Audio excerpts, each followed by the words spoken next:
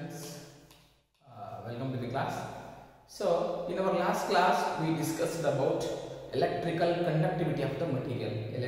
Electrical conductivity of the material, right? So here, that is C. This sigma is equal to me square tau divided by m is called what? Electrical conductivity of that material we called, right? So after this one we are going to discuss resistivity. What?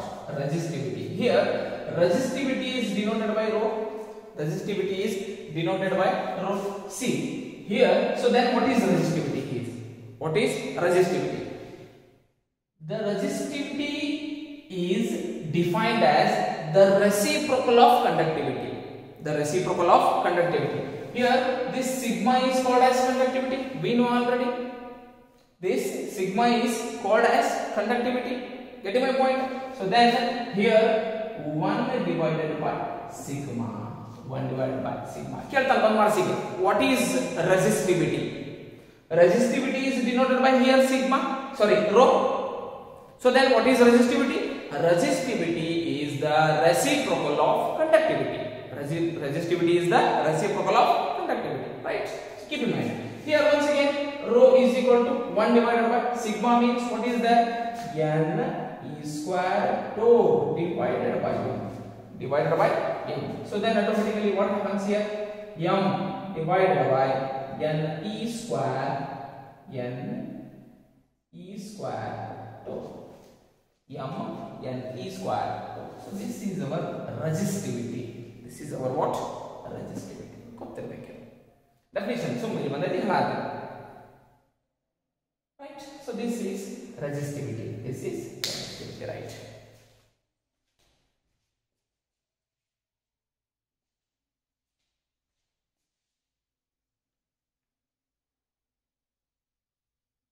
Right. After this one, we are going to discuss one of the important derivations once again. Here, see. Deduction of Ohm's law. Deduction of Ohm's law. Deduction of Ohm's law. See here, what happens? Now, so Ohm's law, before we are going to discuss deduction of Ohm's law. Had the Ohm's law arise right? So now see here, I am going to consider a conductor here. The conductor is having length L. The conductor is having length L. So these are the cross-sectional area of the conductor. These are the cross-sectional areas of the conductor. So if we are going to apply the potential difference to this conductor, or we are going to supply the potential difference across the ends of the conductor. So then what happens here? There is an electric field is going to be set up. Right? See here, consider confusion in so one the conductor consider other length L right? So other the uniform cross section area A. So let V is the potential difference applied with the ends of the conductor. So V na apply martini. So V apply martini antandra. So there is a electric field set up in this conductor, right? So then automatically what happens?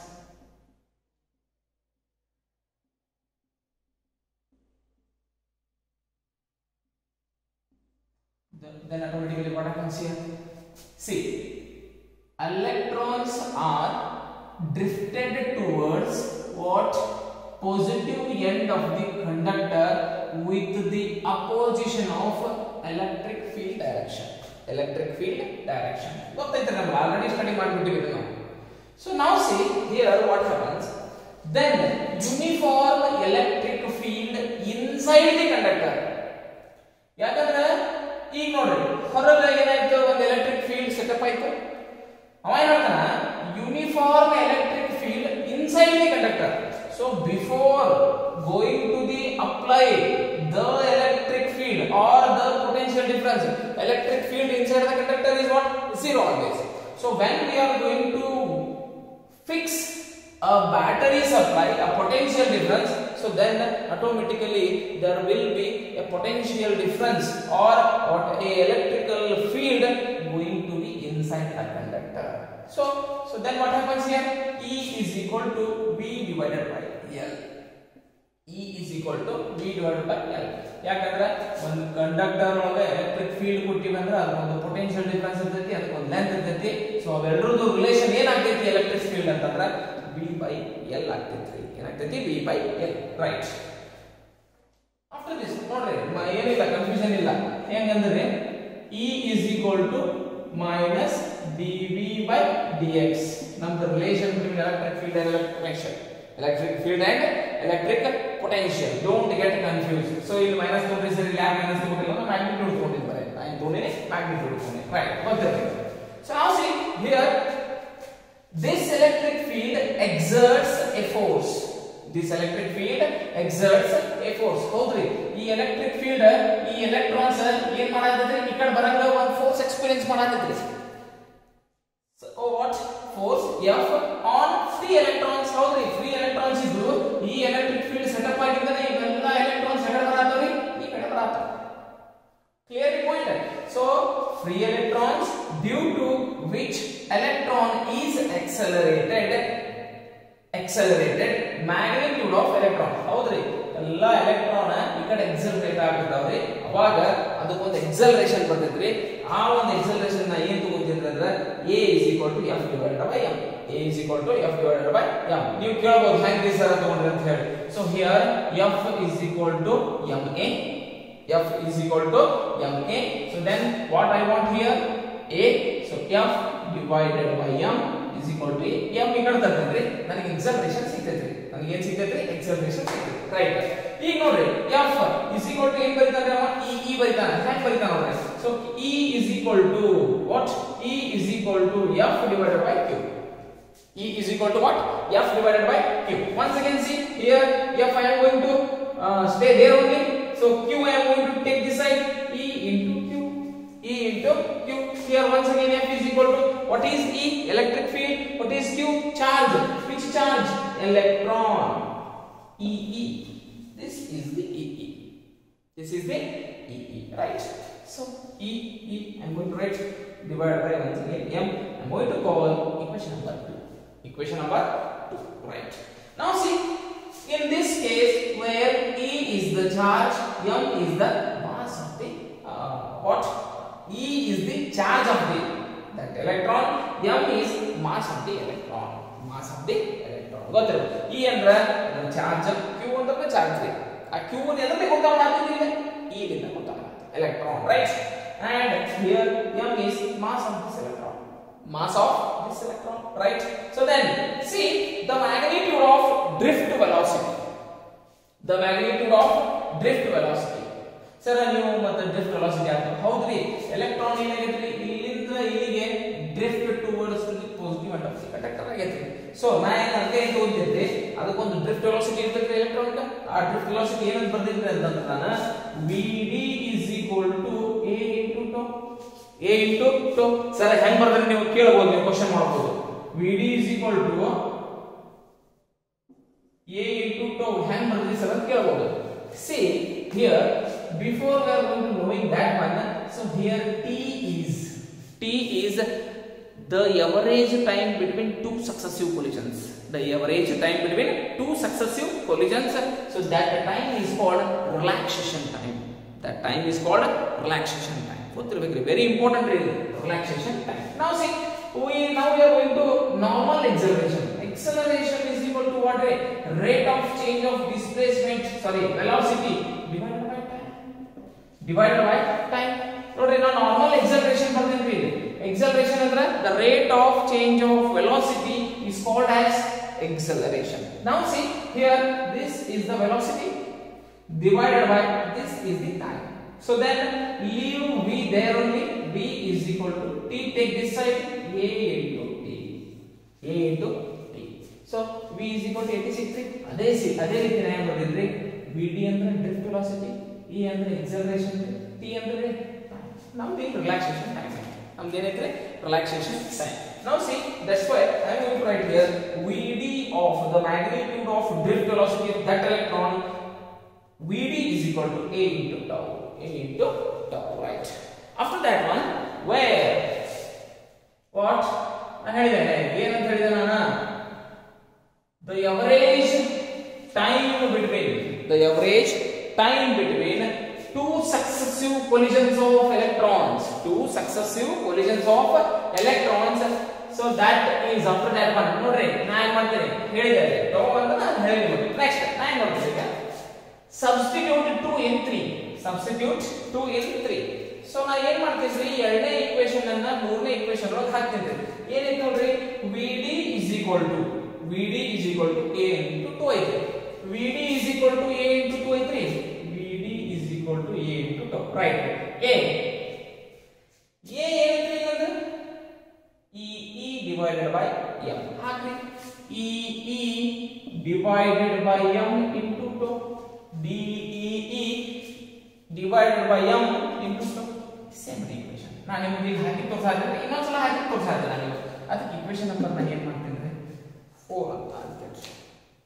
Equation number ಏನಂತಿದ್ರೆ 4 ಅಂತ ಅಂತೇಳಿ. Clear ಇದೆ this one, right? ಈಗ ನೋಡಿ, current flowing through the conductor. So what is the current flowing through the conductor? We already discussed what current flow in the conductor. So what is that? I is equal to NAE into VD. NAE into VD. Is clear? So I am going to take equation number 5 named as that current flowing through the conductor. So that is I is equal to NAE VD. That is called equation number 5. ಅದಕ್ಕೆ ನೀವು ಏನು ಮಾಡ್ರಿ, equation number 5 ಅಂದ್ರೆ clear my point.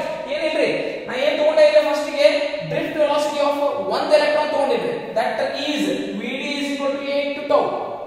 vd is equal to a into tau. ಅದಕ್ಕೆ equation number 3 ಅಂತಿದ್ರಿ. ಅದನ್ನ ನಾ ಏನು ಹೇಳಿದ್ರಿ, ಇಲ್ಲಿ tau ಅಂತ ಹೇಳಿದೆ. ಏನ್ರಿ, the average time between two successive collisions, right?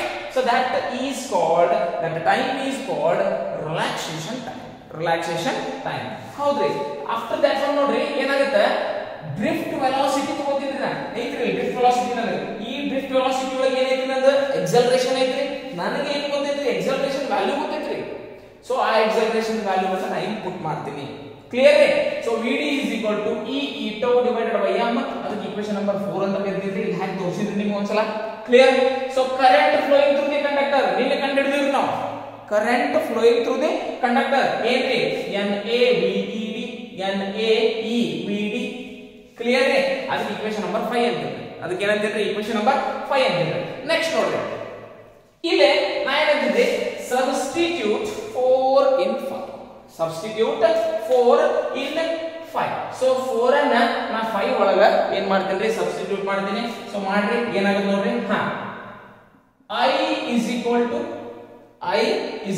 to NAE.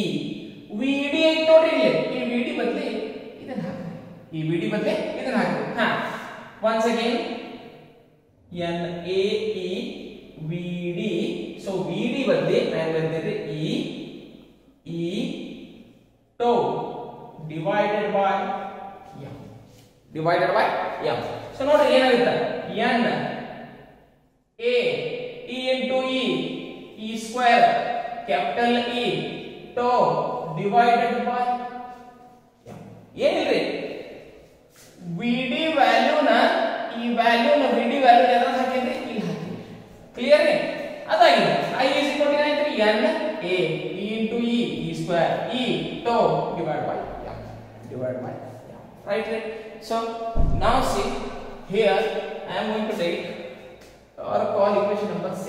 ಇದಕ್ಕೆ ಏನಂದ್ರೆ equation number 6 ಅಂದ್ರೆ right. Substitute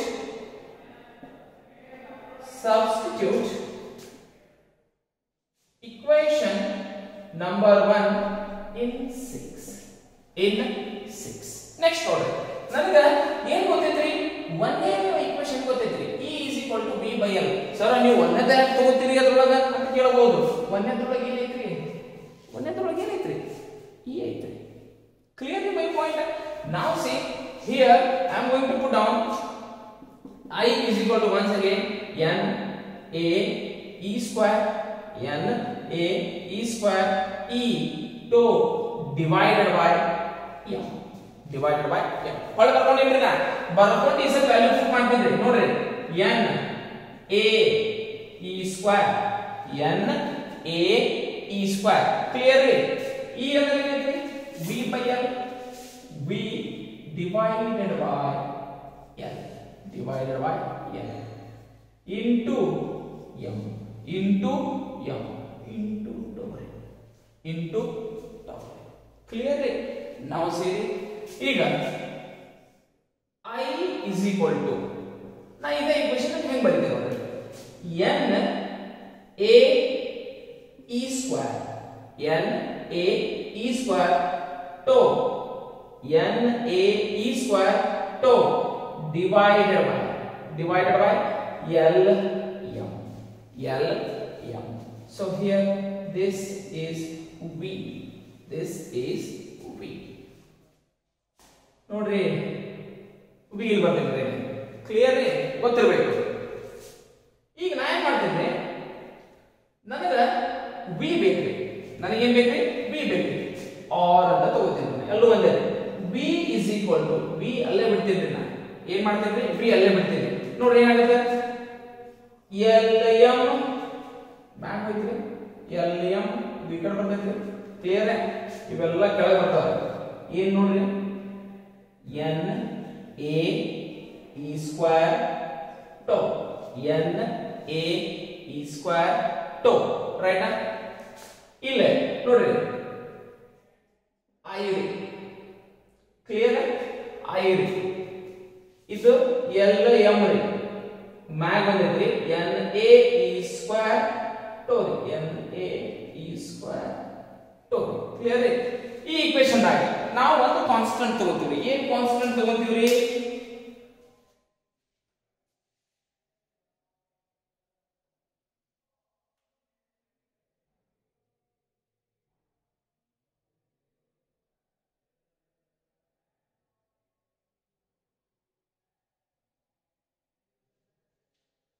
ಏನ್ ಕಾನ್ಸ್ಟೆಂಟ್ ತಗೋತೀವಿ ಈಗ ನೋಡ್ರಿ ನಾ ಎಲ್ಲಿ ಬರೀತೀನಿ ಅಂದ್ರೆ ಇಲ್ಲಿ ಬರೀತೀನಿ ಕ್ಲಿಯರ್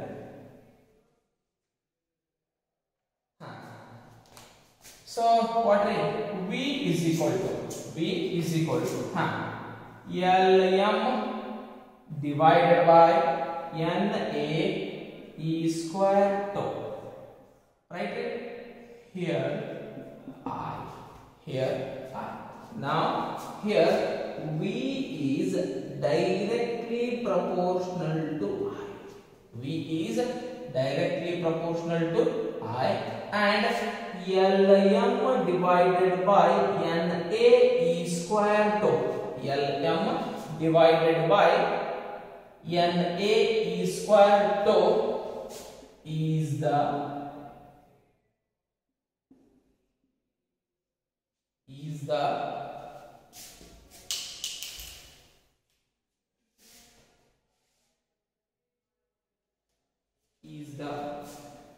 ನೋಡ್ರಿ ಏನು is the constant